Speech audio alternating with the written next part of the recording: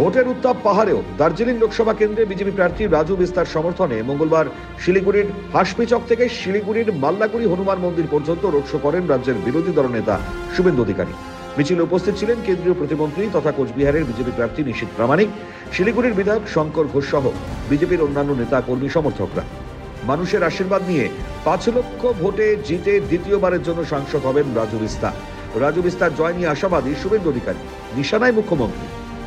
গোটা শিলিগুড়ি শহর, হাসিদাওয়া, নকশালবাড়ি, মাটিগাড়া সবাই আমাদের সঙ্গে নেমেছে।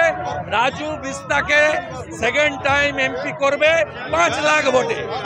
5 লাখ ভোটে উত্তরবঙ্গ বিরোধী মমতা ব্যানার্জিকে মুঁহতোড় জবাব দেবে শিলিগুড়ি।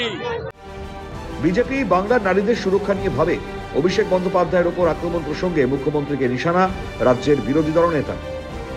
ফালতু কথা ওর পরিবার নিয়ে থাকে, আমরা বাংলার নারীদের সুরক্ষা নিয়ে ভাবছি, আর মুখ্যমন্ত্রী তার ভাইপোর সুরক্ষা নিয়ে ভাবছি। ক্ষমতা থাকলে দার্জিলিং লোকসভা কেন্দ্রের প্রার্থী হয়ে লড়ুন, অভিষেক বন্দ্যোপাধ্যায়ের উদ্দেশ্যে সরাসরি চ্যালেঞ্জ ছুড়ে দিলেন রাজু বিস্তার।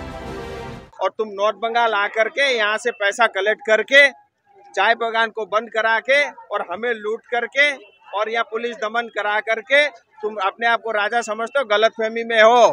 अगर तुमको चुनाव लड़ना है, आओ दार्जिलिंग से लड़ो। मैं तुमको ओपन चैलेंज करता हूँ, तुम्हारा वो जमानत जब्त नहीं करा दिया तो मेरा नाम भी राजू नहीं है। বাংলা থেকে তৃণমূলকে বিদায় দিতে চাইছে শিলিগুড়িবাসী।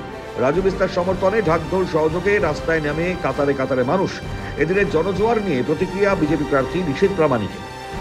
শুধু ভারতীয় জনতা পার্টির সমর্থক নয়, এখানে সাধারণ মানুষের আজকে যে ঢল, এটা বলে দিচ্ছে নিশ্চিতভাবে এই বাংলা থেকে তৃণমূল কংগ্রেসের বিদায় কিন্তু শিলিগুড়ির মানুষ চাইছে।